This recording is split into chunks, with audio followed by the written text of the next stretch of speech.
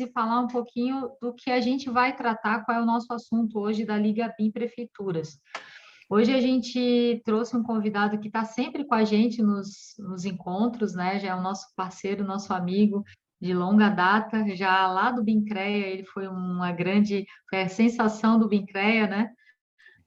Todo mundo estava esperando por esse encontro lá do IFC Combate, e todo mundo falou muito bem da apresentação, do curso que ele ministra.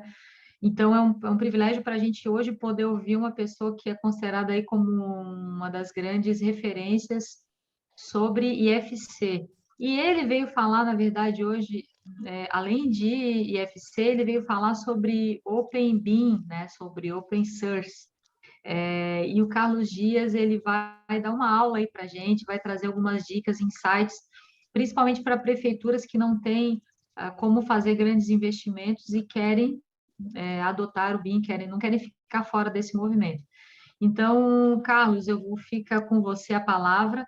Para quem está entrando pela primeira vez na nossa reunião, a Liga BIM ela tem o propósito de ouvir as pessoas, os especialistas, e após a fala dele de aproximadamente uns 20 minutos, a gente vai abrir para as perguntas, para os debates. Então, durante esse período, ele vai expor um pouco da experiência dele, das ideias, e após a gente vai fazer as perguntas que vocês podem fazer livremente para o Carlos, né? E a gente vai estar aqui debatendo. Normalmente, a gente leva o nosso encontro até umas 9h15, e esse encontro também fica gravado, disponível nas nossas redes sociais da Conexão BIM e também nas redes sociais do professor Rogério Lima. Esse projeto é uma idealização do professor Rogério, em parceria com a gente da Conexão BIM. Então, Carlos, fica super à vontade, a palavra está contigo. Oi, gente, boa noite, obrigado, Kézia. Na verdade, é um grande prazer para mim, né, ter tido esse convite da Kézia para falar com vocês. Eu já admiro todo mundo aqui que costuma vir na Liga BIM, né, além de serem bons, grandes profissionais de BIM, né, é muita gente boa também, né, tem muita gente boa aqui. E aí, eu fico muito à vontade para falar sobre esse tema, né, não porque essa parte de open source, de software livre, ela, na verdade, é um tema bem abrangente, bem polêmico, né? Dá para você fazer um, um seminário inteiro sobre ele, né? Sobre software livre. Confesso que, assim, eu não domino totalmente o assunto, né? Eu dei uma pesquisada melhor sobre esse assunto aqui, e eu queria trazer, na verdade, para o debate. Eu acho que vai ser muito rico esse debate, a gente falando principalmente nessa questão da aplicação com BIM e na prefeitura, né? Então, eu acho que é um tema que não tem certo ou errado. Na verdade, a gente tem bastante coisa para se debater, né? E eu acho que vai ser bem rico esse debate, eu acho que vai ser bacana. E a Kézia sabe que eu gosto do bom debate, né? Então, deixa eu ver se eu consigo...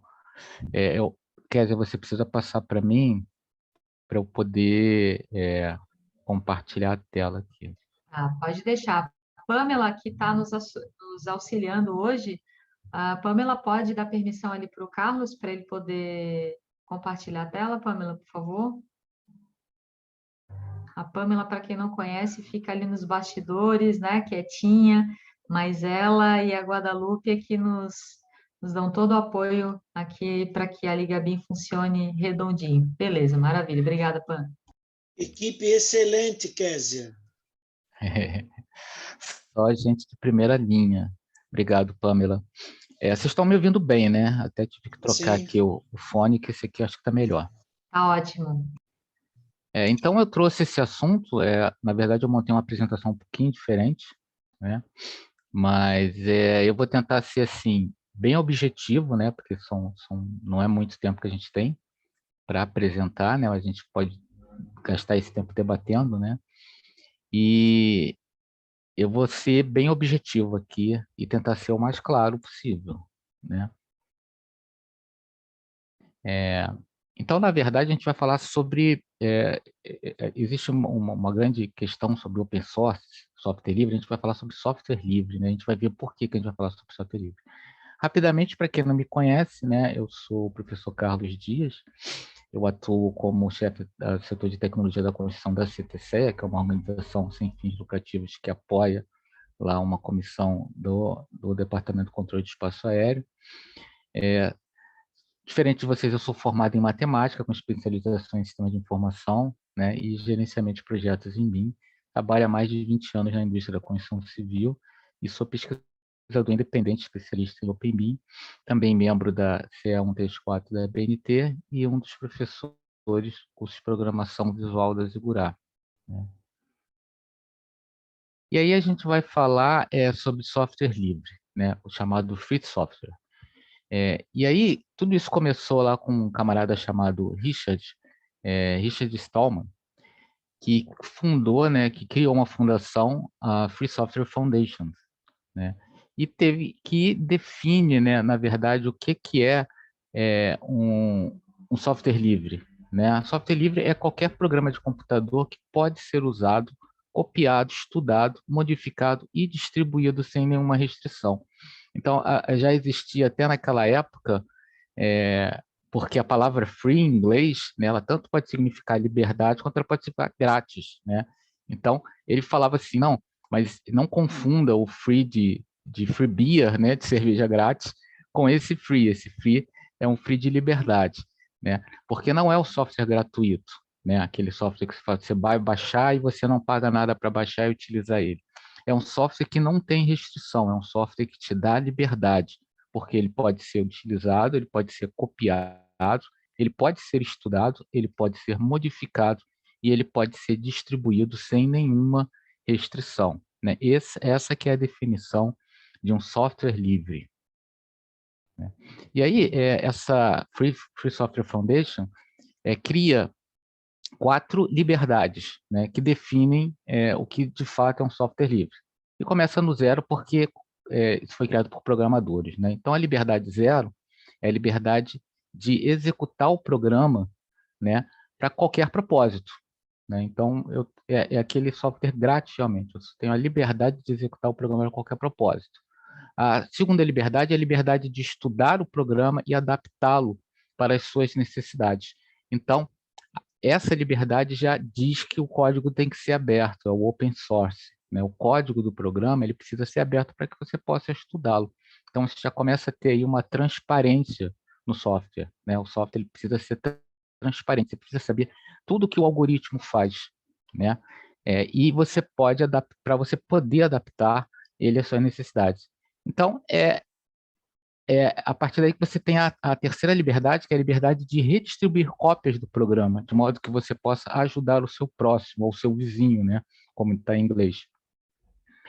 Que você pode ter a liberdade de adaptar e depois redistribuir isso aí. Você criar distribuições, cópias daquele programa, para que você possa ajudar outras pessoas que utilizam aquele programa. E a última liberdade, que é a liberdade, né, de modificar, aperfeiçoar aquele programa, né, e distribuir essas modificações de modo que toda a comunidade se beneficie com ele, né? Então, se você atende a essas 4 liberdades, então o software ele é livre. Então, aquele software que você baixa gratuitamente, mas que não te dá, né, essas 4 liberdades, ele não é um software livre, ele é um software gratuito, né? Mas ele não é um software livre. Significa que você baixou um software, você não paga nada, você pode baixar, você pode utilizar, mas ele tem uma licença, né, de uso. Então, a qualquer momento pode sair uma versão nova, não. Essa versão agora você vai pagar. Então, isso não é um software livre, né? Então, ele tem que ele tem que cair dentro dessas 4 liberdades, né? A liberdade de executar o programa para qualquer propósito, inclusive comercialmente, para estudo, né? A liberdade de estudar o programa e adaptá-lo às suas necessidades, ou seja, o código tem que ser aberto, né? A liberdade de redistribuir cópias do programa de modo que você possa ajudar o seu próximo, e a liberdade de modificar, aperfeiçoar. Então, a liberdade 1 e a liberdade 3, né, que seria a segunda e a quarta liberdade, são as liberdades que você precisa ter um código aberto para que você possa proporcionar essas liberdades, né? E aí, o que é o código aberto, né, que é o chamado open source, né? O código aberto é aquele que qualquer pessoa pode ter acesso ao código do programa, mas que seu desenvolvedor determina suas condições de uso. Então, nem todo código aberto é um software livre, né? Eu posso ter um software com código aberto, todo mundo vê exatamente o que eu escrevi, o que o algoritmo faz, mas eu não atendo às 4 liberdades. Então, eu tenho lá alguma restrição. Olha, esse código está aberto, você pode usar, mas você não pode distribuir. Então, já não é um software livre, né? Inclusive, eu posso ter o código aberto e vender esse software, né? Então, o simples fato do código ser aberto não significa que o software ele é livre, né? Então, fica estabelecido, né, que por que o código aberto, né? Isso foi criado um pouquinho depois, né, organizações de software de código aberto, para que facilite, né, na verdade, o desenvolvimento do software. Então, para algumas empresas de software, inclusive, é vantagem que o código seja aberto para que mais pessoas estudem, mais pessoas apontem erros, mais pessoas proponham modificações, né? Existe uma série de softwares que são assim, mas esse software tem restrições de uso. Então, uma coisa que a gente pode concluir é que todo software livre ele tem um código aberto para poder atender às 4 liberdades. Mas nem todo código aberto é um software livre, né? Então, talvez a nossa discussão aqui ela seja em cima de software livre, né? O free software, e não tanto o open source. É claro que acaba, hoje em dia, as comunidades que defendem, tem comunidades que defendem só o open source, tem comunidades que defendem o free software, que tem uma pegada um pouco mais política, né? Um pouco mais social, né? Mais de democratização e transparência, e de utilização, né? De liberdade mesmo, na utilização dos softwares, de melhoria. E o código aberto ele tem uma pegada um pouco mais de pragmatismo, né? De você desenvolver através da colaboração, né? Você ter um processo, um modelo de negócio mais colaborativo.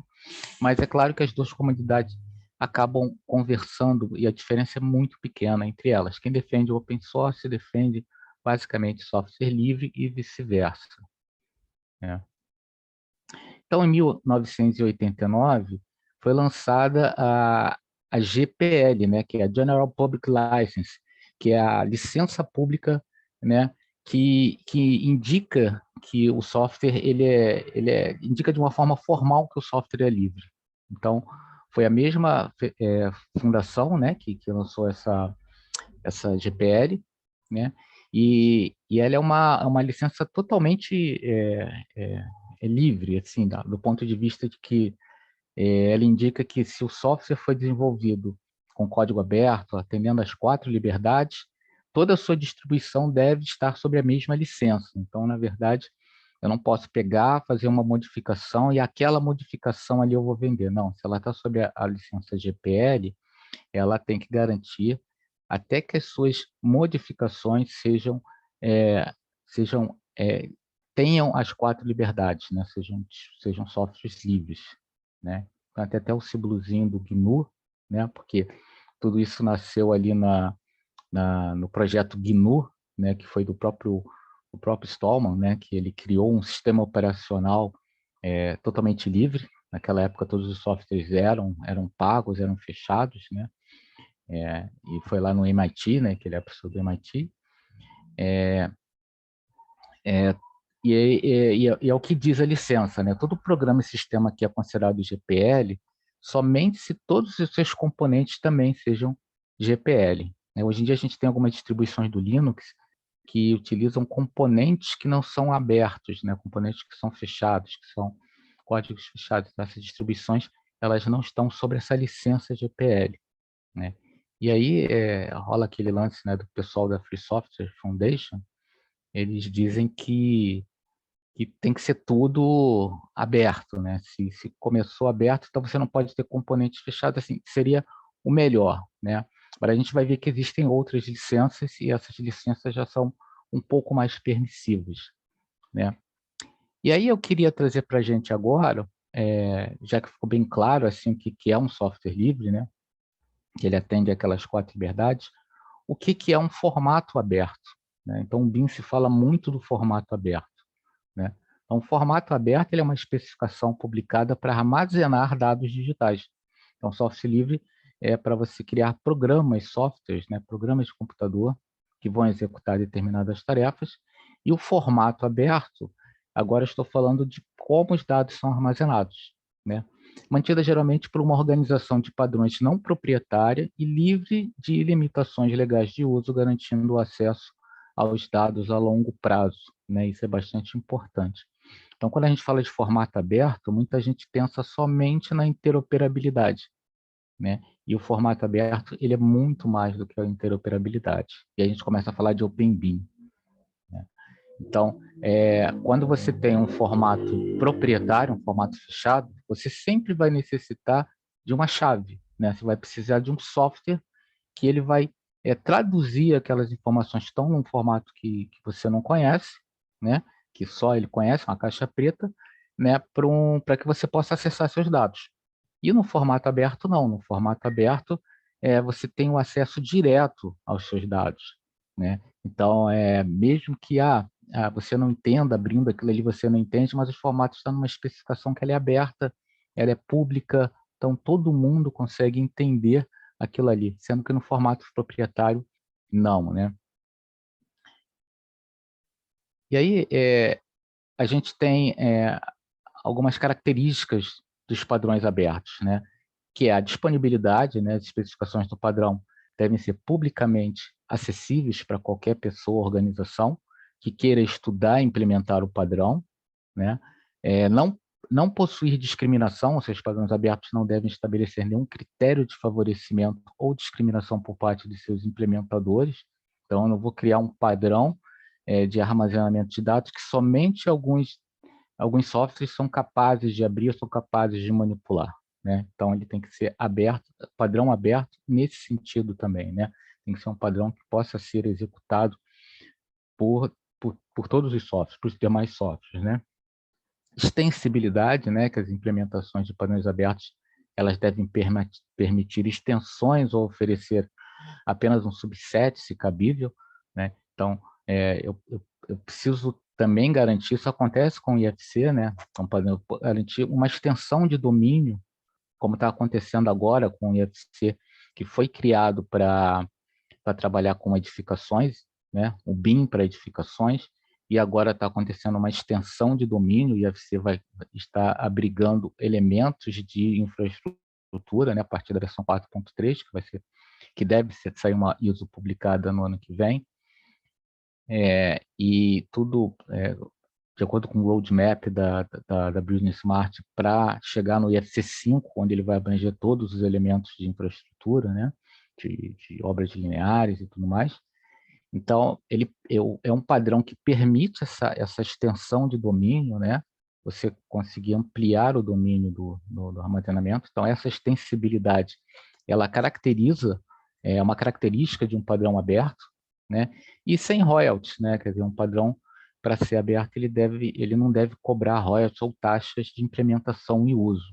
Então, muita gente considera assim, que o DXF, né, o DXF é um padrão aberto. O pessoal fala, o DXF é usado. Essa é a diferença de interoperabilidade para padrão aberto, né?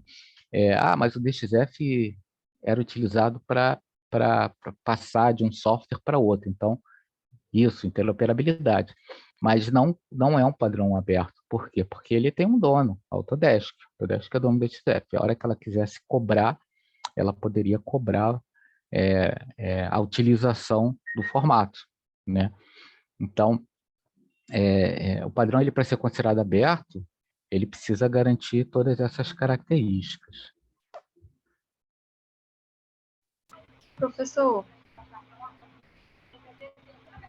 Carlos Ania, Dias, pode falar. eu não entendi essa questão de oferecer apenas um subset. Como assim? O que seria isso? Opa, peraí, deixa eu tentar voltar.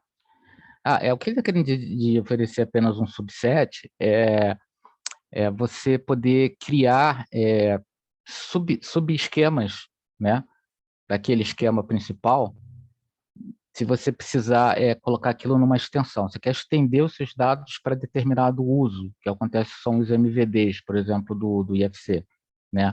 Então, ele tem que ser capaz de ter essa extensão, de eu poder...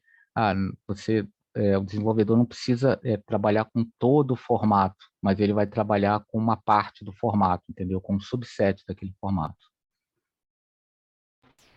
Sim, certo. Entendi. Então, no caso do software BIM, né, padrões abertos e software livre no BIM, né, a gente tem o OpenBIM, né, e aí o OpenBIM vai falar sobre padrões, e aí quando a gente fala de OpenBIM, geralmente a gente está falando apenas de formato, né, mas o formato para a gente, para quem trabalha com BIM, já é tudo, né, então são os seus dados, né, antigamente você colocava seus dados no projeto, né? Você fazia lá o teu projeto em CAD. Então, o que você fazia? Usava o computador como auxílio, né? Era para trabalhar para gerar vetores, então desenho de plantas e especificação, planilhas, quantidades, toda a documentação de projeto. Mas é uma coisa que você pode depois imprimir, colocar numa planilha, colocar num texto, fazer um PDF, né? Plotar a planta, né? Então você fala assim, não, está garantido aqui. Eu tenho os meus dados, sou dono dos meus dados. No BIM isso é um pouco mais complicado, né? Que documento vai traduzir ali todos os dados que você tem no BIM? Muita gente acha que é só a geometria e a informação, mas a gente tem no BIM também os relacionamentos, né? Os relacionamentos entre os objetos. E é a partir do momento que a gente começa a trabalhar com BIM em outros níveis de maturidade, né? Níveis de maturidade que vão abranger ali outras fases do ciclo de vida da edificação, como a construção, como a gestão do ativo, né? Como análises diversas e tal, você começa a ver como que o seu modelo vai enriquecendo de informação e de relacionamentos, né? Como é que você relaciona o seu modelo, inclusive com atores, com profissionais que estão desempenhando diversos serviços em diferentes fases, né? E essa informação fica toda no modelo, né? Então, trabalhar com um padrão fechado, começa a, pô, mas quem é o dono dos dados, né? E aí você começa a se questionar, pô, mas eu quero esse dado para mim, então eu quero, mesmo que eu trabalhe com ele num fluxo proprietário, eu quero em algum momento exportar isso num formato aberto, né? Para que eu possa ter a sustentabilidade daqui a 20 anos poder acessar aquela informação, né? Do jeito que eu quiser. Carlos, Oi. rapidinho. Como é que fica o CDE e o IFC no software livre do BIM? Existem softwares livres, CDEs, softwares livres que desempenham o papel de CDEs. Existe o BIM Server, que é um software livre, existe existe um outro também, eu vou mostrar aqui para vocês. Né? Tá, obrigado. Então, o OpenBIM é a metodologia BIM com padrões e formatos abertos e neutros. Né? E aí, a gente tem a Building Smart, que é a mantenedora desses formatos, e ela tem ali ela tem as seis, assim como a gente tem as 4 liberdades lá, a BuildSmart ela também determina ali quais são as 6 características do OpenBIM, né? Que é a interoperabilidade, né? E geralmente quando a gente fala de IFC, a gente vê IFC pela primeira vez, a gente vai pensar só na interoperabilidade. É um formato de arquivo para passar de um software para outro, né? Mas não, ele tem também a questão do padrão aberto e neutro, que possibilita a interoperabilidade, né? E que possibilita também tudo aquilo que a gente viu ali dos padrões abertos, que é você não ter discriminação entre softwares, entre formatos, né? Possibilitar o acesso aos dados por quaisquer meios, né? A confiabilidade, né? A colaboratividade, flexibilidade e a sustentabilidade. Quem viu a minha palestra semana passada, a gente falou sobre isso, né? Sobre essa parte aí das características, né? E aí eu destaco ali tanto a flexibilidade, que é a liberdade de escolha da tecnologia que agrega mais valor, né, a você, ou seja, eu tenho a flexibilidade de escolher qual software eu vou utilizar, né, tendo um formato aberto, e a sustentabilidade, né, que é aquilo que eu falei, né, daqui a 20 anos eu posso ir lá e os meus dados, eu não dependo de um software com a versão mais nova e ter convertido aquela versão antiga com a versão mais nova e tal, ou seja, meus dados estão ali de uma forma aberta, né, e neutra para mim.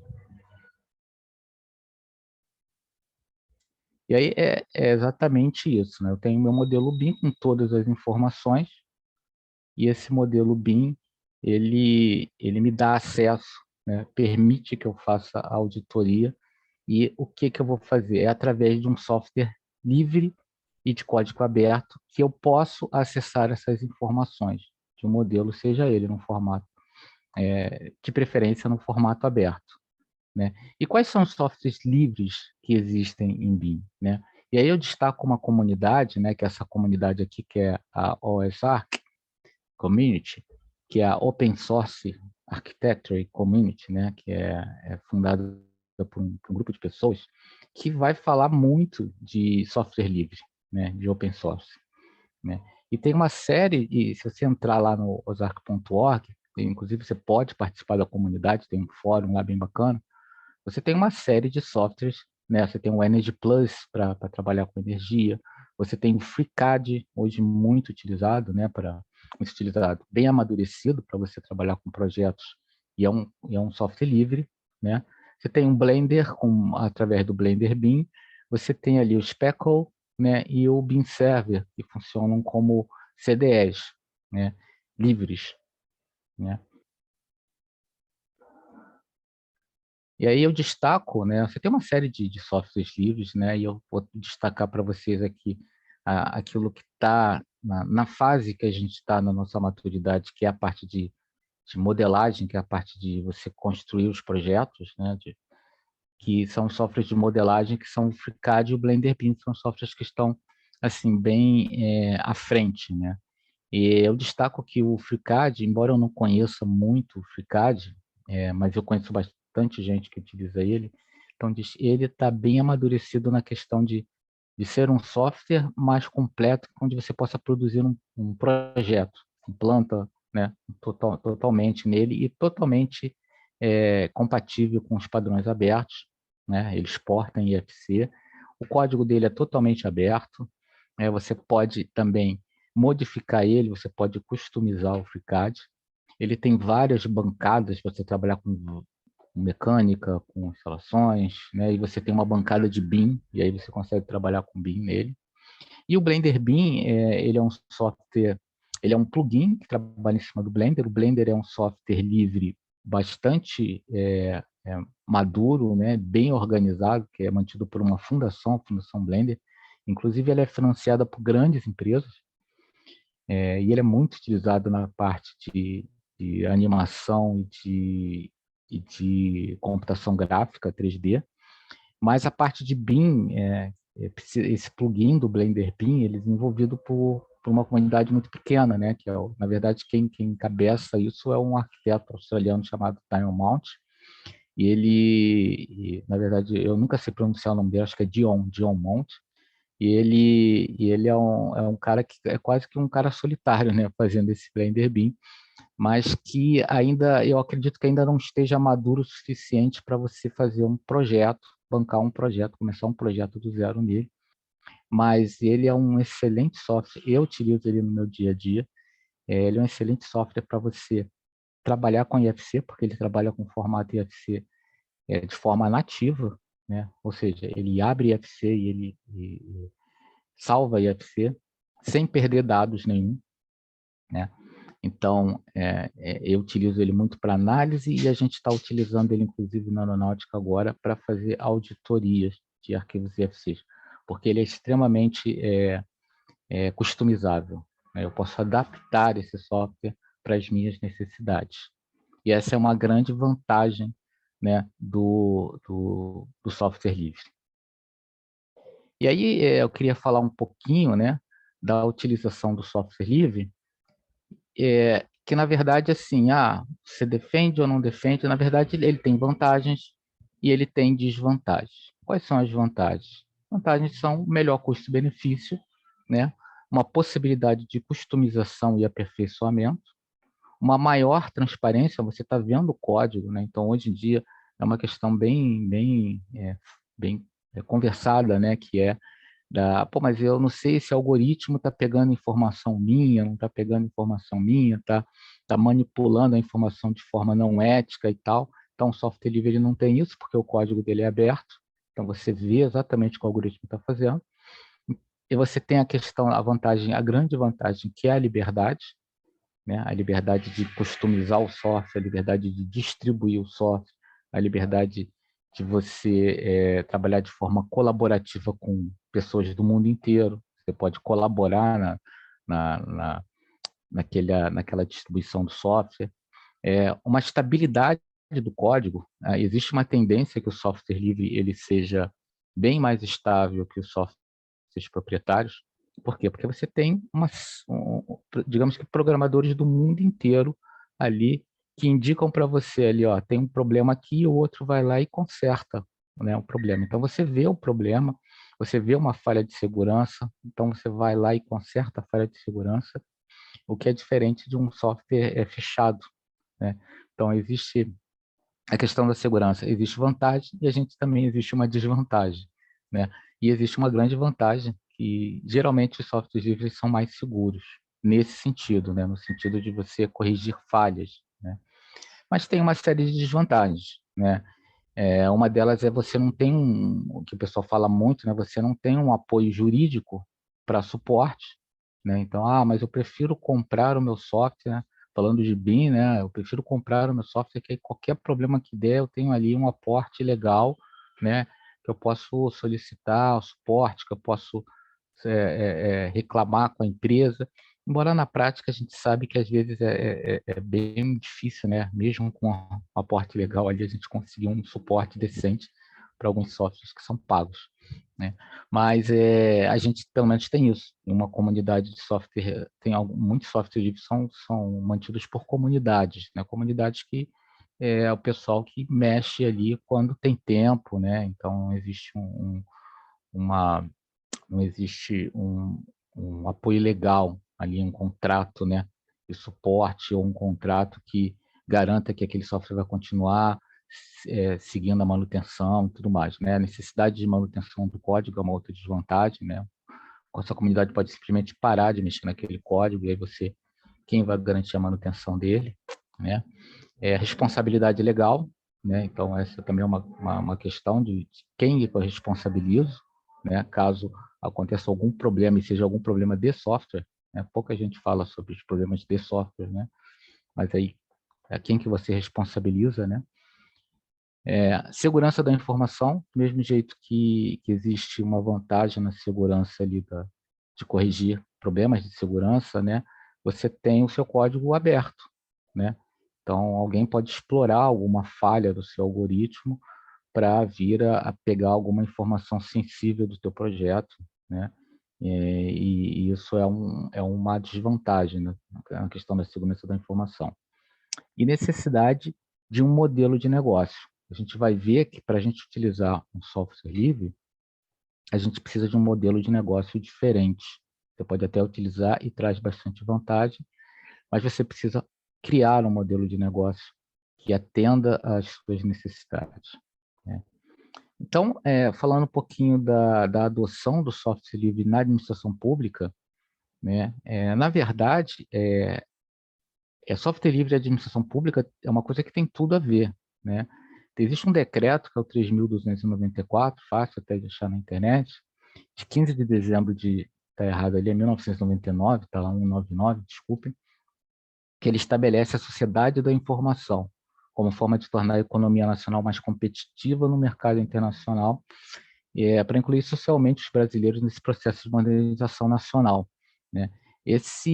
Essa sociedade da informação, ela incluía, né, dela essa ideia do software livre, na adoção de software livre. Em outubro de 2013, o governo federal ele criou um comitê técnico de software livre, o CISL, que é coordenado pelo Instituto de Tecnologia da Informação, o IT. né? Eu procurei o site desse comitê, eu não sei se ele ainda está ativo, né? Porque eu procurei e ele manda para um site da Serpro que não funciona, né? Então, como teve bastante modificação na administração pública, né? Eu não sei se esse comitê ainda funciona, mas ele, na verdade, foi instituído. Então, a gente tem meio que um amparo legal para usar software livre dentro da administração pública, né? Isso é legal porque tanto esse comitê quanto aquela Sociedade da Informação, eles têm como justificativa, traz como justificativa vários artigos da Constituição Federal, né? E aí, o tema que eu acho que vale a pena a gente debater aqui, né, que é a adoção de software livre na metodologia BIM em prefeituras. O que eu acho sobre isso, né? Eu acho o seguinte, eu acho que a gente precisa, dá para fazer, eu acredito que seja bastante possível, né, você utilizar software na infraestrutura, mas você precisa atender a alguns critérios, né?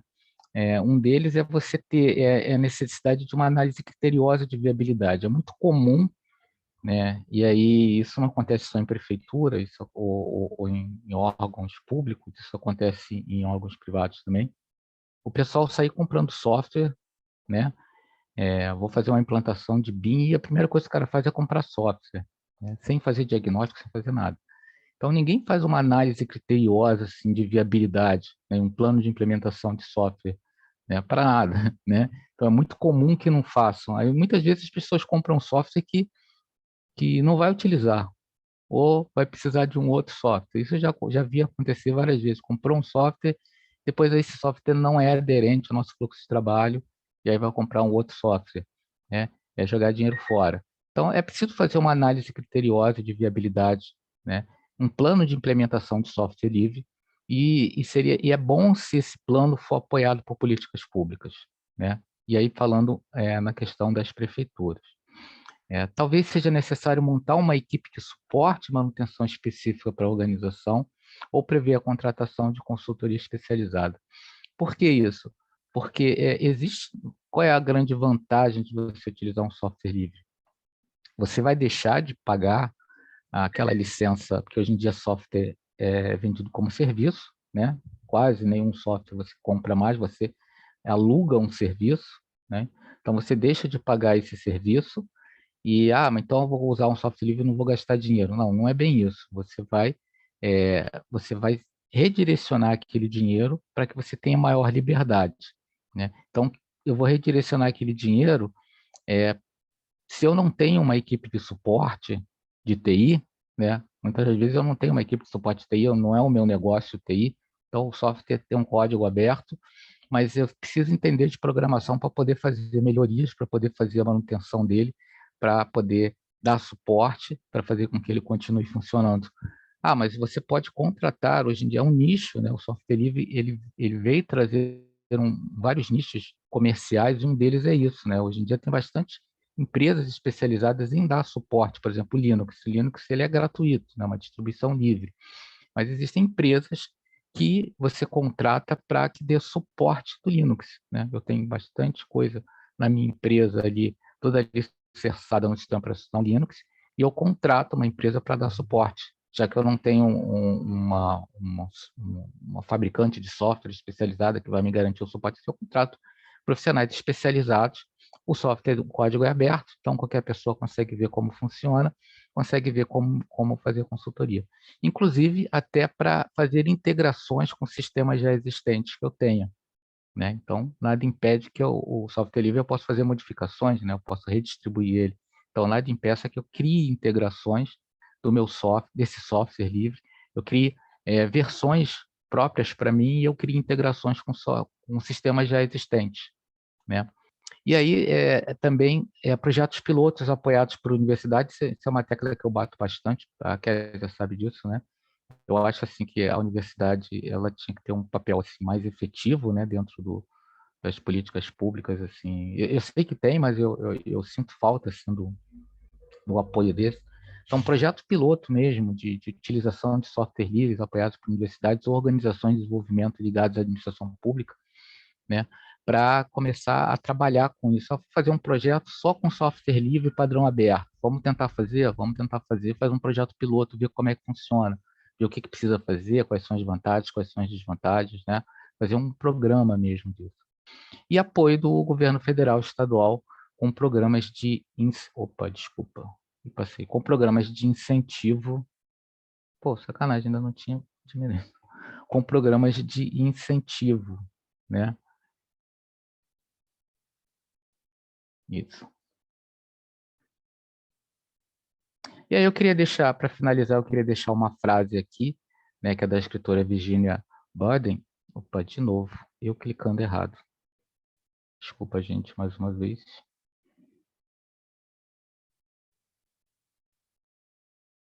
Que é: a cooperação é a convicção plena de que ninguém pode chegar à meta se não chegarem todos, né? Então, o software livre tem tudo a ver com cooperação, colaboratividade.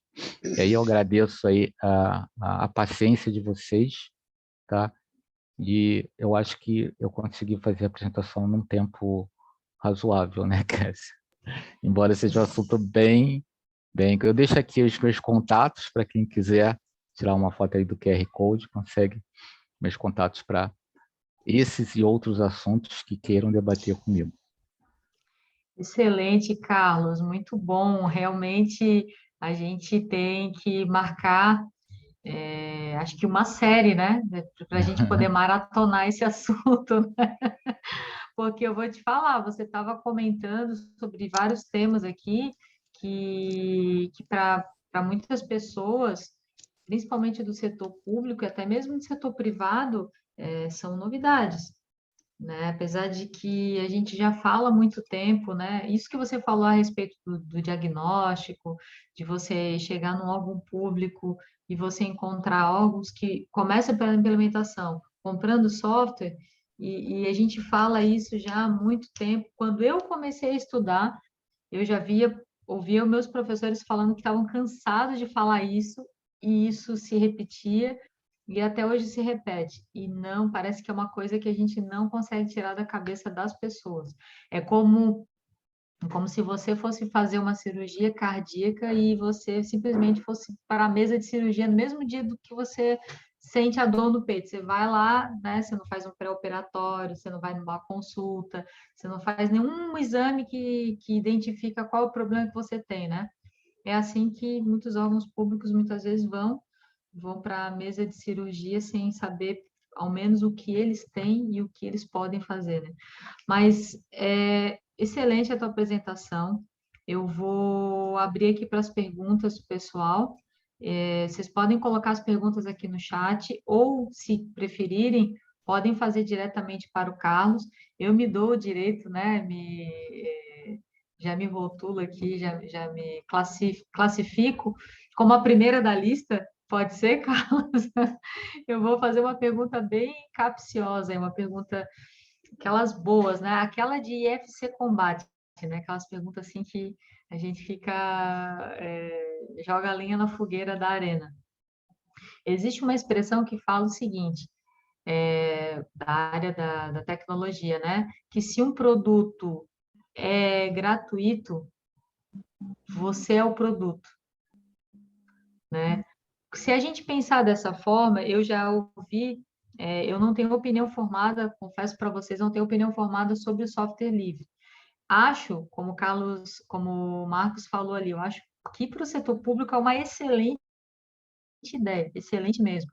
Mas a preocupação de alguns amigos que não defendem software livre é justamente essa expressão. O que é que está por trás? O que é que você está passando de informação sua para que você seja o produto desse desenvolvedor, ou para esse caso especificamente, não tem nada a ver, essa frase não se aplica. Qual é a tua opinião sobre isso, Carlos? Eu acho que a grande dificuldade que a gente tem, né, a questão do software livre, ela é uma mudança de paradigma tão disruptiva quanto a mudança do BIM, né? A gente não está acostumado com isso, né? Imagina lá na época lá que o pessoal criou o Free Software Foundation, que era mais diferente ainda. Hoje em dia você vê grandes empresas como a Microsoft também é trabalhando com código aberto. Ela tem alguns softwares de código aberto, né, que é se não me engano, o VS Code, né, tem alguns softwares de código aberto. Aí, por exemplo, a questão que eu falei ali eu acho que as coisas estão meio que se adequando, né? Quando o Richard criou aquela fundação, ele tinha uma pegada, como eu falei, bem mais política, né, de ter total liberdade, né? Mas depois, com o tempo, o open source foi criado, a organização do open source foi criada, já pensando de uma forma mais pragmática. Mas aí hoje em dia você tem, por exemplo, várias licenças de software livre, né? E algumas que não são totalmente consideradas livres pela fundação, mas que atendem a algumas organizações, como licenças que são mais permissivas, né? Que você pode utilizar o código e você pode redistribuir aquele código, vendendo aquele código, ou então se trabalhando com parte do código fechado, né? Então você tem essa possibilidade. O FreeCAD, por exemplo, ele usa uma licença que é a LGPL, que é a licença onde você tem um código aberto, você garante que ele é aberto, mas você pode utilizar ele num software fechado comercialmente, desde que ele seja utilizado como uma biblioteca. Ele não pode ser utilizado como uma versão do software, não. Ele pode ser usado como uma biblioteca. O IFC OpenShell, que é uma biblioteca para se trabalhar com o IFC, ele pode ser usado. Eu posso criar um software pago utilizando o IFC OpenShell como biblioteca, né? O Blender já não é assim. O Blender ele é totalmente aberto. Se você fizer qualquer coisa no Blender, ele tem que ser aberto. Não pode ter nada pago, né? Mesmo que utilize ele como biblioteca. Então, existem uma série de licenças, né? O que eu acho é que o software livre é assim como o padrão aberto, né? Você tem transparência, você vê o código, você sabe como as coisas funcionam ali. Eu, sinceramente, aí já é a minha opinião, né? Eu não vejo isso ser uma restrição para a utilização do software livre. Eu vejo outras restrições, né? Ter softwares realmente que atendam o teu fluxo de trabalho. Eu acho assim, no caso do BIM, a gente ainda não tem uma quantidade de softwares, eles estão crescendo, né, todo ano, né?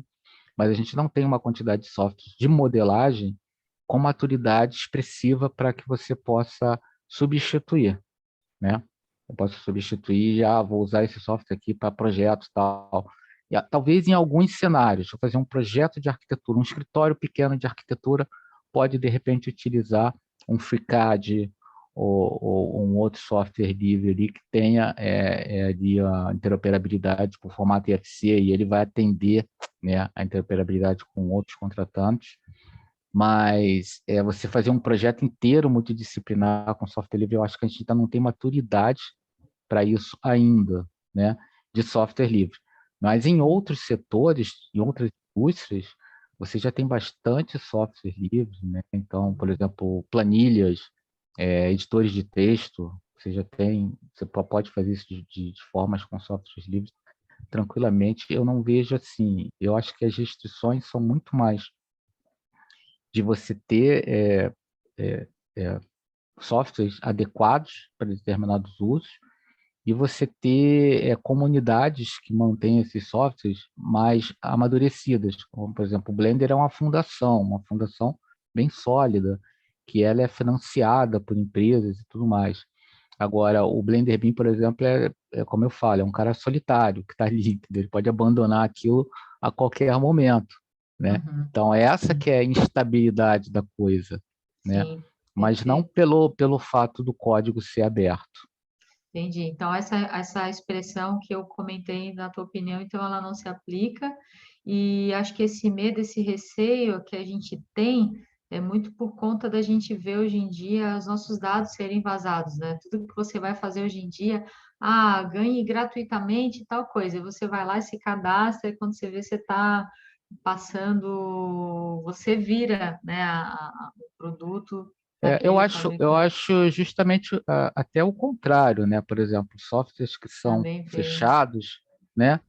como o fato do Facebook, do Instagram, né, ser fechado, você não saber como é o algoritmo que ele trabalha ali, para mim é um risco muito maior, né, de Com pegar certeza. seus dados e tudo mais. Se o software fosse livre, você pelo menos olharia o código e falaria assim, não, peraí, você está pegando dados aqui, o algoritmo aqui está pegando informações aqui da minha máquina, né, tudo Exato. mais.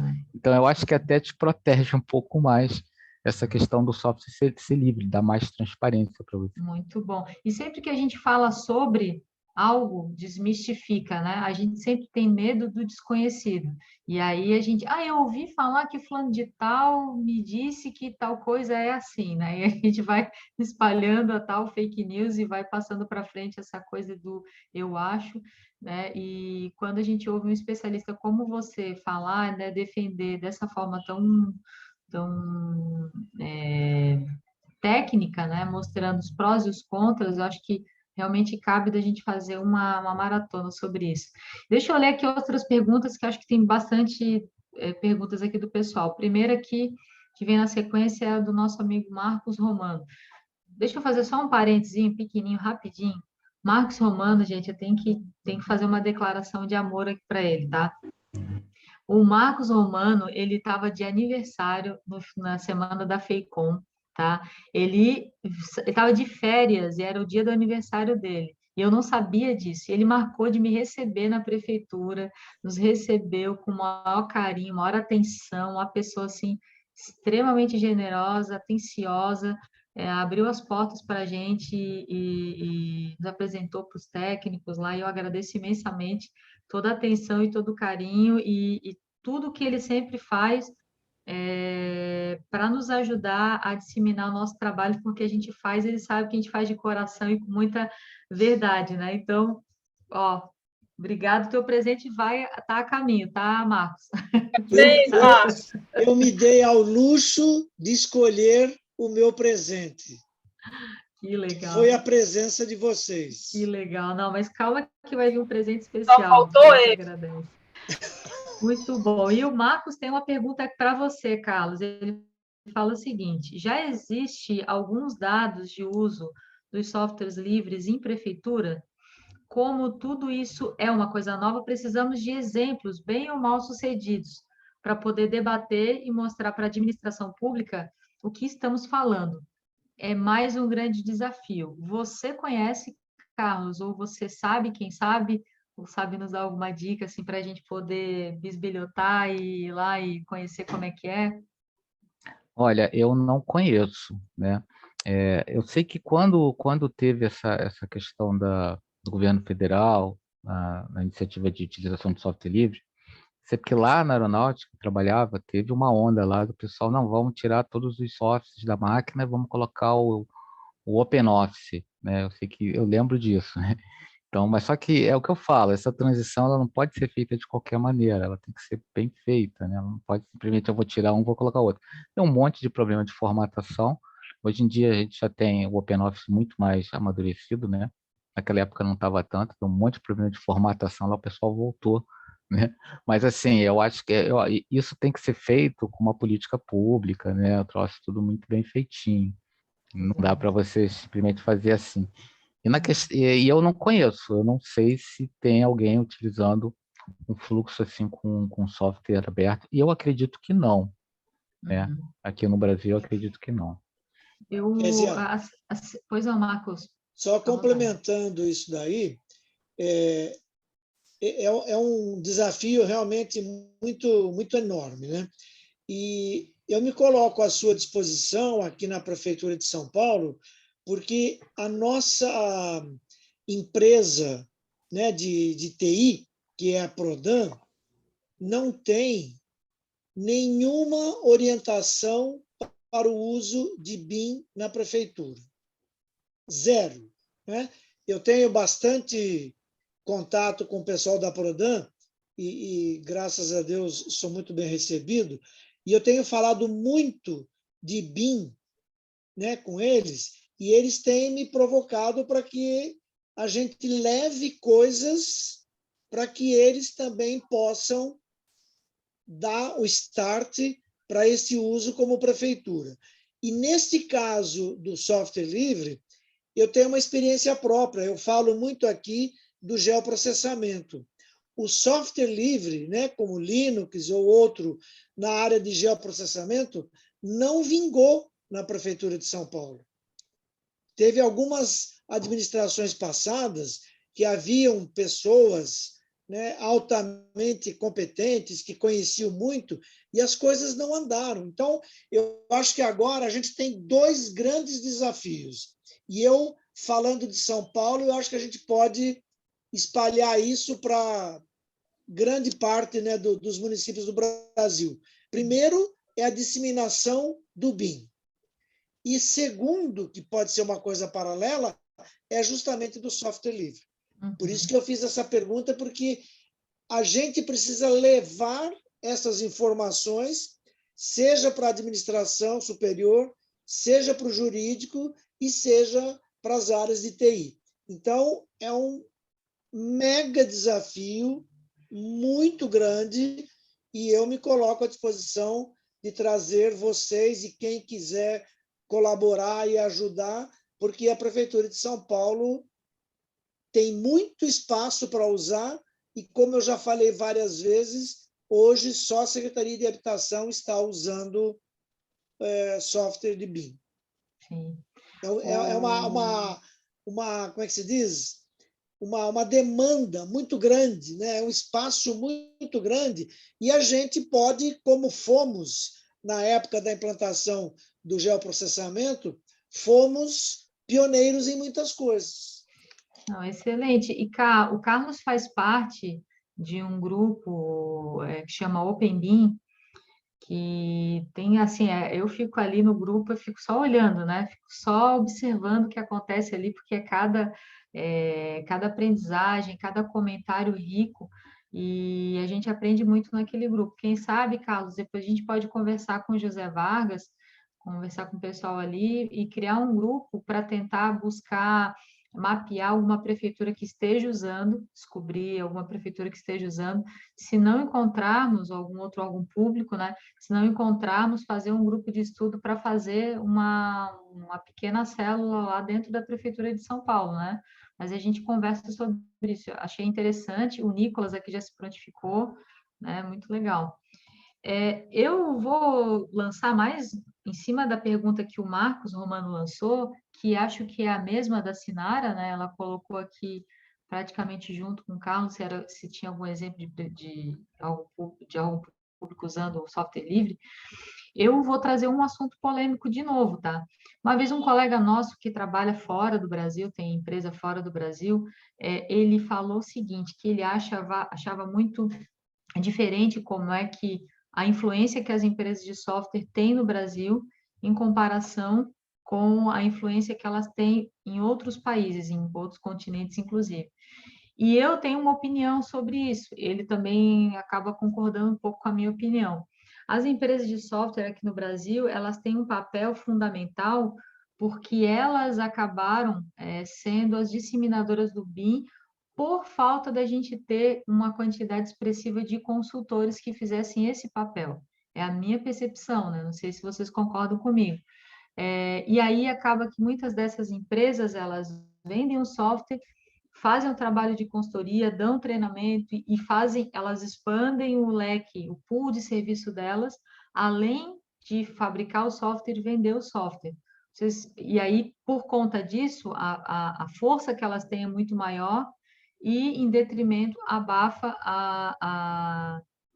o conhecimento e a disseminação dessas informações do software livre.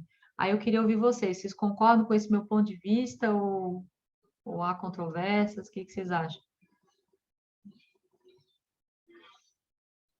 O Nicolas falou que concorda. O que você acha, Carlos? Você também assina embaixo dessa minha... Eu concordo. Eu acho que toda essa questão de software livre, de padrão aberto, eu acho que tudo isso começa com a querência de uma liberdade, né? A liberdade no sentido de... Não é no sentido de anarquizar e acabar com o capitalismo, não nesse sentido, mas no sentido de você poder escolher o software que mais se adequa às suas necessidades, né? aquele que te atende, que te agrega valor. A gente sabe que as organizações são completamente diferentes, né? Cada uma tem um estilo próprio. A própria norma 19.650 vai falar de requisitos da organização, né?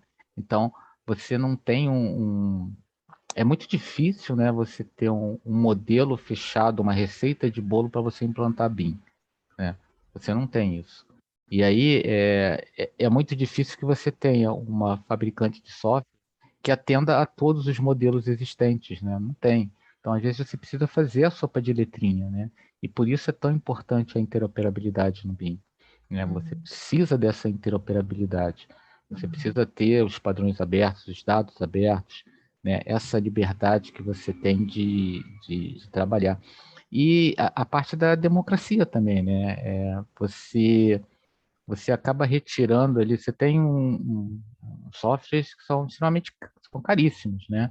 E aí você tira a possibilidade daquele escritório pequeno de arquitetura de participar de uma licitação ou de uma empresa pequena de fazer parte daquele projeto, né? Porque como é que ela vai fazer, né, se ela não tem um software que seja compatível com aquele software que está sendo utilizado naquele projeto, né? Exato. E aí a gente teve, eu acredito que o início de implantação de BIM aqui no Brasil foi muito assim, né? Você teve um monopólio assim das empresas que representavam os softwares, né?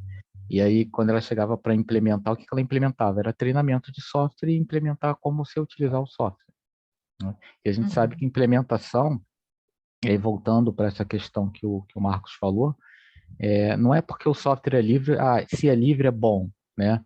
Não é bem assim, né? Então você precisa, é igual um projeto comum, né? Você tem gestão de risco, você precisa saber, pô, esse software está maduro para executar um projeto do início ao fim, né? Esse software me atende.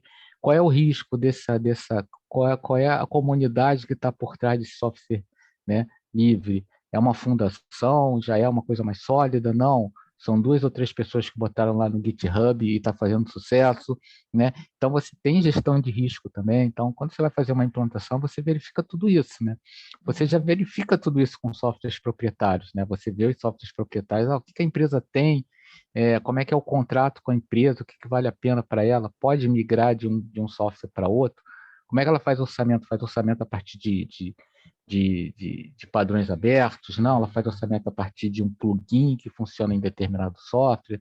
Então você vai levantando todos esses riscos, né? Você mapeia lá e fala, ó, não, ó, isso aqui você tem um problema aqui, quem te fornece esse plugin, ó, teu fluxo de trabalho todo depende desse plugin, né? Quem te fornece, se aumentar a versão, ele vai acompanhar e tal. Então tudo isso quando você faz uma consultoria bem feita, né, de uma implantação de BIM, você leva muito em consideração essa questão.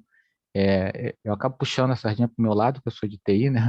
Mas você tem que levar muito em consideração essa questão da tecnologia, porque se a tecnologia travar, trava todo o teu fluxo de trabalho, né? Você tem a questão do recurso humano, né, de ter engenheiros, de ter ali os seus projetistas, ter os arquitetos, mas são todos eles amparados pela tecnologia. A tecnologia é uma ferramenta, né? Igual se o cara tiver entrar lá para projetar, mesmo que não tenha tecnologia, a tecnologia antigamente era prancheta, né? Se quebrar a prancheta, o cara não consegue fazer o projeto, né? Então tem que ter uma sobressalente. Então você tem que pensar nisso tudo, na questão tecnológica também. Me permite, Maravilha. Kézia, Pois só um não, Marcos. complemento ao que o Carlos está falando, 2 coisas. Quando o Carlos falou das empresas, né, dos escritórios pequenos, isso, salvo, né, casos muito raros, a gente resolve com os consórcios, né? Nós tivemos essa experiência nos projetos que a gente está fazendo, que como na licitação é permitido consórcios, então você consegue trazer algumas empresas, né, que sozinha não teria condição de participar, mas em consórcios acaba formando um grupo bastante colaborativo, né, e produtivo. E com relação a essa divergência de softwares, na minha opinião, lógico, eu não sou expert nisso, mas se a gente tiver condição de atender tanto as empresas que que falam a mesma linguagem ou na linguagem diferente, que trabalham com o IFC, e o CDE, que a gente consiga trazer para um padrão normal ou geral, eu acho que a gente consegue dar um grande avanço nesse assunto. Não sei a sua opinião de vocês. Não, com certeza a gente consegue alavancar sim. Tudo a gente pensa, a gente levanta muito a bandeira, acho que por isso que o Carlos, e o Carlos a gente se afinizou muito, né? E vários outros colegas aqui se aproximam da gente, porque nós pensamos sempre na questão da democratização. Não é porque você não tem dinheiro, você está fora do jogo. Não, você tem que dar acesso e possibilidade a todos, né? A pequena prefeitura, ao pequeno escritório. Puxa, nós passamos por isso, né? O nosso escritório sempre conta essa história. Quando nós começamos, a gente tinha uma dificuldade imensa, né, de poder trabalhar, de poder fazer qualquer coisa, porque era muito investimento, né, para o nosso tamanho de empresa. Então, hoje a gente quer fazer com que tudo isso seja democratizado e que pessoas não passem pelo que nós passamos e, enfim, a gente possa democratizar. Pessoal, última pergunta para a gente encerrar, que o nosso tempo está se esgotando. Esse bate-papo, Carlos, vai preparando aí que nós vamos te chamar aí muito em breve para fazer uma maratona sobre Open BIM, porque é um assunto demais, assim, eu acho muito interessante, né? E muito importante para nós.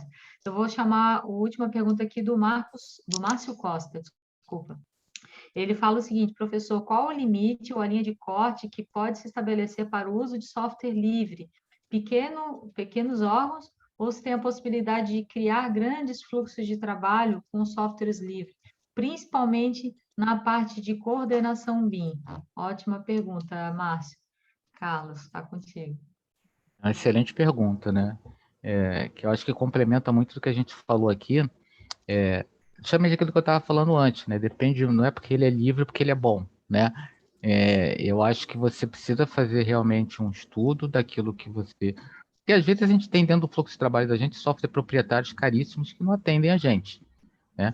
Isso acontece comigo quase que diariamente, né? Então os próprios softwares sabem disso e eles geralmente abrem a API deles, né? Permite que você faça lá alguns tipos de customização no software para resolver certos problemas, né?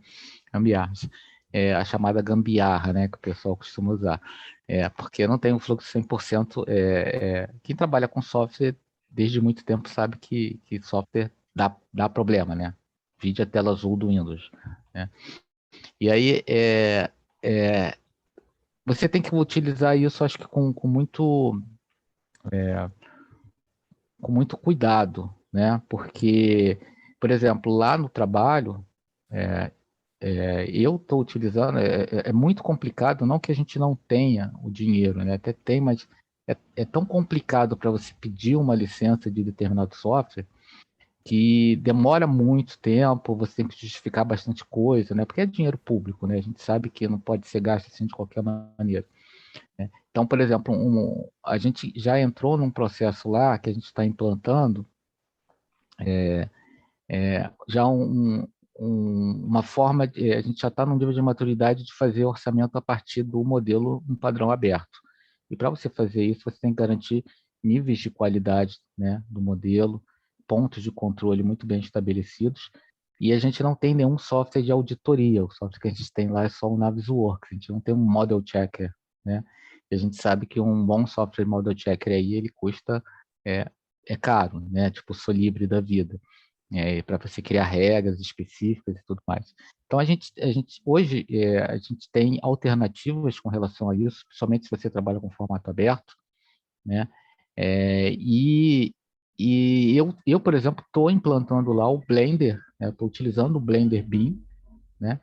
De uma forma customizável. Eu estou customizando o Blender, né? Estou programando lá novos comandos no Blender para fazer esse tipo de auditoria, porque me auxilia muito, né? Auxilia a ter pontos de controle. Eu preciso que os modelos eles atendam certos requisitos e eu consigo fazer essa auditoria utilizando como ferramenta o Blender, que é um software livre de código aberto, então por isso eu posso modificá-lo. Agora você precisa ter, você pode modificar se você tiver um programador, se você tiver uma pessoa que entenda, né, daquilo ali. Então, você tem essa questão do recurso humano, né? E, além disso, por exemplo, hoje eu estou lá fazendo aquilo ali, mas como eu institucionalizo isso, né? E se acontecer alguma coisa comigo, e se amanhã ou depois eu não estiver mais lá, quem vai dar manutenção disso aí? Então, você tem que você tem que colocar aquilo dentro do programa de manutenção. A gente tem um suporte de TI lá, então eu posso colocar isso dentro do suporte de TI que a gente utiliza lá. Mas você tem que pensar nisso tudo, né? Você não pode simplesmente pegar e utilizar o software assim de qualquer maneira. Mas é o que eu falei, você abre a utilização de software livre, abre um nicho muito grande, né? Você pode não pagar a empresa desenvolvedora de software, mas você pode pagar uma consultoria especializada para dar aquela manutenção ao software livre que você está utilizando, né? Então, tudo isso tem que ser muito bem analisado, muito bem pensado e muito bem. E aí, para isso que funcionam as provas de conceito, os projetos pilotos, né? Que e na prática muita gente vai fazendo isso na cabeçada, né? Tenta, Na funciona, unha, não né? tenta, na unha, né? E aí É, vê o fluxo que funciona, o fluxo que não funciona. E é assim, cara, é assim que a gente vai levando. ótimo, muito bom. Eu vou citar rapidinho um exemplo aqui, que apesar de ser na iniciativa privada, eu acho que se encaixa muito bem também no setor público, né? Sem citar nomes de software, mas por exemplo, eu trabalhei um tempo numa empresa que trabalhava há muitos anos com determinado ERP, e era um ERP específico para o segmento que a gente atuava. Só que o custo da licença estava aumentando consideravelmente e decidiu-se migrar para um outro software, para um outro ERP, que era mais barato, porém o pessoal da TI, né, o setor tinha sido todo remanejado, não estudou como é que era o fluxo de trabalho da empresa e o que o outro software oferecia. Oferecia, teoricamente, muito mais, milhares de possibilidades a mais do que o outro software que já estava pronto, customizado. Um cenário enorme de possibilidades. Só que o que aconteceu? Levou mais de um ano para se conseguir customizar, porque ele era todo aberto. Ele era todo, não era um software livre, na verdade, o todo aberto que eu quero dizer é que não se tinham as telas necessárias para a gente fazer os cruzamentos dos dados necessários. Então, você tem que ter um setor de TI com muitos especialistas, um setor técnico que converse também com o setor de TI, e eu adoro, não sei por que eu não estudei programação, eu adoro programação. Eu gosto muito de conversar, já ajudei a desenvolver alguns softwares, inclusive um voltado para a área de gestão ambiental, porque eu adoro conversar com programador, porque a gente fala uma linguagem simples, eles entendem, né? Então é muito, muito legal. Então, acho que essa experiência e esse caso que eu citei, acho que é só para reforçar o que o Carlos tinha comentado, né? De cuidar, analisar o fluxo de trabalho para não ter dor de cabeça e só pela questão da economia. Desenha mesmo, né? O fluxo de processo, tenta entender como que você trabalha, como que aquele software trabalha, quais são os inputs e os outputs. Fala com o Carlos, conversa com o Carlos. Inclusive, Carlos, fala para nós aí do teu curso, o que você preparou e o que você está divulgando. Por favor, nos dá o privilégio de saber aí, de comentar para todo mundo que ainda não sabe do teu curso, por favor. O meu curso está aí, né? Eu fiz, na verdade, comecei 2 turmas síncronas, né? Foram 2 turmas. E aí o pessoal começou a gostar muito e eu fiz uma, uma mudança geral no curso, assim, botei ele 100% online, gravado, né? Mas inclusive está o Dionísio aí, que é aluno do meu curso, né? E aí a gente colocou ele gravado, o pessoal está podendo fazer, tem 1 ano de acesso, então o pessoal faz no seu próprio tempo livre, né? Então ele está liberado lá no Simpla, né? O pessoal, eu vou pedir até para a Kézia colocar o link lá do meu curso no Conexão BIM, se puder, Com né? certeza, com E certeza. aí o pessoal achar mais fácil, né? Quem me acompanha no LinkedIn tem lá o acesso. E é um curso bem bacana porque ele é meio inédito, né? Traz bastante informação sobre essa questão toda do formato aberto e as vantagens de você entender o formato aberto. Eu costumo dizer que que eu fui atrás disso tudo porque eu queria ter poder sobre a informação, e eu acho que conhecimento, informação que você tem é poder. Você saber como as coisas são feitas te dá muito poder dentro do teu fluxo de trabalho. Então, hoje eu consigo ver isso na prática, eu consigo experimentar isso na prática, muita coisa que eu não conseguiria fazer no meu dia a dia se eu não soubesse, né, o IFC. E esse curso ele mostra isso, ele mostra bastante coisa do IFC de forma bem aprofundada, costumo dizer que é do básico até o avançado. E além do curso, né, o pessoal tem um acesso exclusivo a uma comunidade que eu montei no Discord, onde a gente discute lá questões sobre IFC e eu trago também, a gente tem aulas exclusivas só para os alunos, né?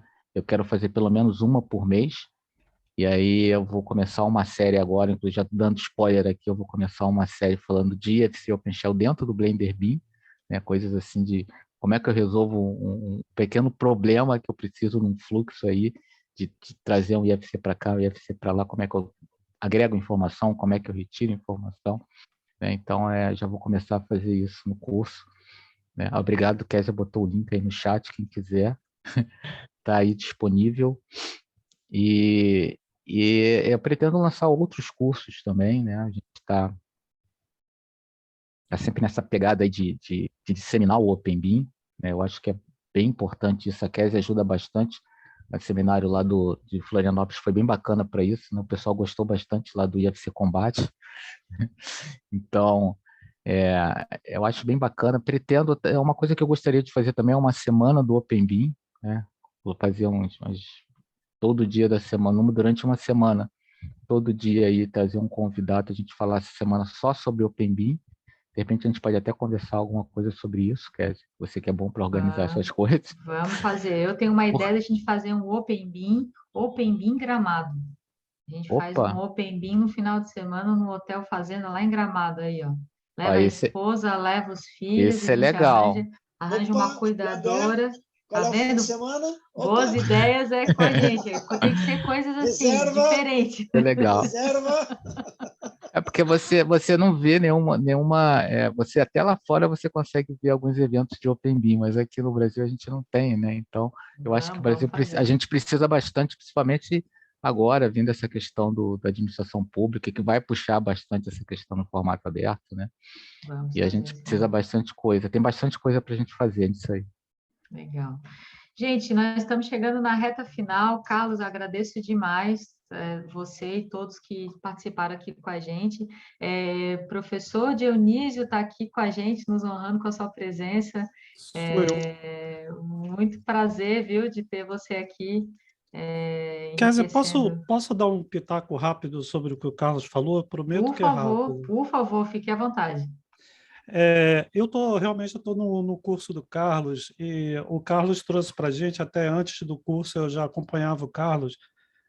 Acho que tudo que ele posta é sempre muito interessante. E eu diria assim, para a administração pública, para os órgãos públicos de uma forma geral, é interessante começar o bem certo, né? Porque o que acontece é que os órgãos públicos eles vão além do bem do que a gente está acostumado normalmente, que é chegar no 3D, no máximo fazer uma orçamentação e um planejamento e parar. Eles vão até a administração, porque eles planejam, né? Eles fazem os projetos, mesmo contratando de fora, mas gerenciam, mas eles operam as edificações, né?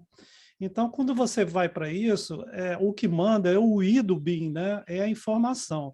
E aí eu aprendi, já prestando bastante atenção no Carlos e estudando isso tudo, que você, para ir para a informação no BIM, você vê, para ir para essa parte de informação, o que é mais organizado em relação a isso é toda essa organização em relação ao IFC. Não tem outro, não tem. Você vê que a própria Autodesk agora, já citando o nome de software, porque a gente tem que acabar citando, não tem jeito, também só tem 3, né? E o que acontece? Ela própria já implementou o uso do IFC para uma classificação mais transparente e mais com uma interface mais para o usuário, agora no Revit 2023. Então, eles mesmos já estão aceitando que o próprio IFC, que foram eles que inventaram, mas depois deixaram meio de lado, eles mesmos já estão vendo como isso é importante para a continuidade do BIM nos outros estágios, né? nos outros estágios que o BIM vai atuar. Então, para esses órgãos como a prefeitura, que administram suas edificações, eu acho fundamental que isso seja conhecido, e daí a importância desse curso do Carlos, entendeu? Então, eu Excelente. queria deixar esse testemunho aí de que o curso é realmente excelente e que o caminho é esse. A gente tem que aprender sobre isso, tá bom? Muito bom, professor Dionísio, muito bom. Obrigada pelo seu comentário. Obrigado, Excelente. Dionísio. Quando é qualquer dia que a gente tem um testemunho desse do professor Então, Dionísio. rapaz, endossando assim, você viu, Carlos? Aí, ó. Você puxou a régua que já era muito alta, puxou muito para cima, né? Eu agradeço teu depoimento, teu comentário, e realmente a gestão pública, acho que aqui tem várias pessoas que trabalham em órgãos públicos, e a gente vê que não existe a cultura da gestão da manutenção. O cara espera destruir o negócio, acabar deteriorando, e não tem essa cultura da gestão da informação, da gestão da manutenção. Acredito que a gente tem muita coisa aí para agregar, né, para a gestão pública, quando a gente de fato conseguir entender como é que o BIM pode mudar a gestão pública, né? Excelente, muito bom, professor. Então, pessoal, nós vamos encerrando por aqui. Agradeço novamente aí a todos, ao Carlos. Eu vou deixar últimas informações, que a gente vai ter, o nosso encontro acabou sendo adiado, era para ter sido na quarta, né? Em função da FEICOM, a gente teve que adiar, mas o nosso próximo vai ser dia 25 de abril. Ainda o convidado a gente vai divulgar ali no nosso grupo da Liga BIM. Vocês podem divulgar para quem vocês quiserem esse encontro, tá? Quem quiser participar, Pamela, se você puder colocar o link aqui no chat para nós. Quem quiser participar do grupo que nós temos, é um grupo ali no WhatsApp onde a gente troca informação. Às vezes o pessoal troca algumas brincadeiras e tudo mais, mas o objetivo daquele grupo é principalmente a gente trocar informação para ajudar os órgãos públicos a avançar na adoção do BIM. Nós temos um trabalho aí que o Nicolas está agoniado para a gente começar, e em breve a gente deve começar, acredito que meados agora de abril, que é uma consultoria gratuita com o município de Joinville, onde nós vamos selecionar vários profissionais. Carlos Dias está cotado aí na nossa lista de profissionais, eu, professor Rogério Lima, Carlos Dias, professor Lino e Nayara. Então vai ter profissionais de várias áreas aí que vão auxiliar o município de Joinville. Vão ser 200 horas de consultoria gratuita. Nós vamos gravar, documentar e compartilhar com vocês tudo que nós fizemos ali dentro do município. Tá certo? Conto com vocês no próximo encontro. Já vou dando um último spoiler aqui, 2, né? Estamos na reta final da publicação do Anuário BIM Infraestrutura Santa Catarina. Em breve ele vai estar lá na página da Conexão BIM para vocês acessarem. E conseguimos novamente o recurso, o patrocínio do CREA Santa Catarina para fazer a 4ª edição do BIM CREA SC. Então, já comece a preparar as malas. Deve ser no mês de outubro, nesse ano, por conta das eleições, a gente vai adiantar um pouquinho. Então, já vão se preparando aí para vir para Floripa em outubro. Tá bom, pessoal? Carlos, quer fazer última despedida aí para a gente encerrar com chave de ouro? Te agradeço aí a tua atenção. Eu queria agradecer aqui o espaço, né? É bem legal, eu gosto de participar muito aqui do Liga BIM das prefeituras. Antes eu não tinha essa oportunidade, né? Estava bem atarefado, mas eu consegui mexer na agenda lá, e aí agora eu consigo participar. E o que a Kézia me chama para participar, cara, eu não penso 2 vezes, eu vou, entendeu? Ela chama, eu vou porque eu sei que é coisa boa, né? Que legal. E eu queria Obrigada. agradecer aqui a todo mundo e fico à disposição, né? Pessoal, é fácil de me achar, né? Me acha no LinkedIn, ou me acha, ou manda lá no grupo do pessoal do Liga, eu tô lá, e eu tô disponível para todo mundo, para qualquer dúvida, ou qualquer trabalho desse tipo, eu sempre gosto. Legal. Muito É obrigada, credencial, então. Carlos, a gente canta aquela musiquinha. Avisa lá, avisa lá, avisa lá, ho, avisa lá que eu vou. É só avisar. Muito bom, muito bom. Gente, obrigada aí por toda a participação, o apoio de vocês. É isso aí, acho que esse é o espírito. A gente juntos vai muito mais longe. Muito obrigada. Boa noite a todos vocês. Até o próximo encontro da Liga BIM. Tchau, tchau.